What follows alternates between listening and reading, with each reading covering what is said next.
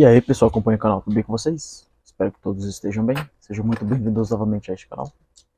Peço a gentileza que você se inscreva, deixe o seu like, compartilhe com os amigos e familiares. Peço para que eles também possam estar fazendo o mesmo. Conto com a ajuda de todos vocês para estar aumentando a visibilidade e engajamento do canal. Vamos juntos fazer esse canal aqui no YouTube crescer. O vídeo de hoje vamos estar trabalhando aqui no celular da Motorola. Podemos ver que a tela está bem trincada. Vamos aqui ver o modelo dele. Aproveitar que ele está ligado.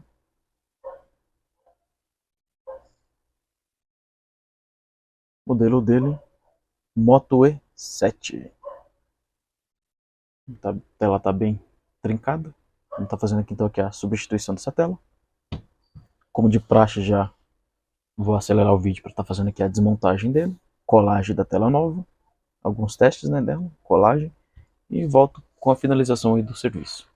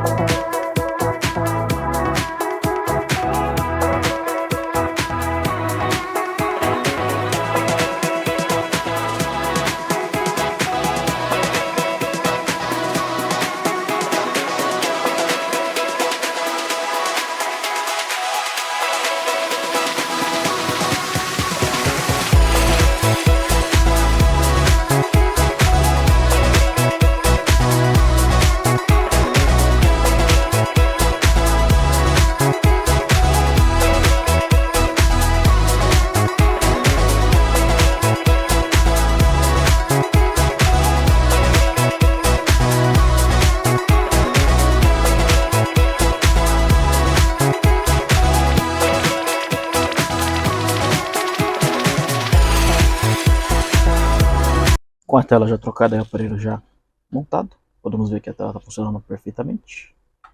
Então podemos considerar aí, graças a Deus, mais um serviço realizado com sucesso. Espero que vocês tenham gostado aí do vídeo. Não se esqueça de se inscrever, deixar o like, compartilhar com os amigos e familiares. Deixar algum comentário também, que ajuda bastante o engajamento do canal. Agora é esperar a cola secar, fazer a limpeza, né? Remover os elásticos, fazer a limpeza dele e colocar aqui a capinha personalizada aí da cliente adquiriu pelo Mercado Livre. Angélica Beatriz, nome da cliente, minha sobrinha. Então, espero que vocês tenham gostado aí do vídeo. Agradeço de coração a todos que têm apoiado o canal até o presente momento. Deus abençoe a todos que assistiram o vídeo até o final. E até o próximo vídeo, pessoal. Tchau, tchau. Aquele forte abraço.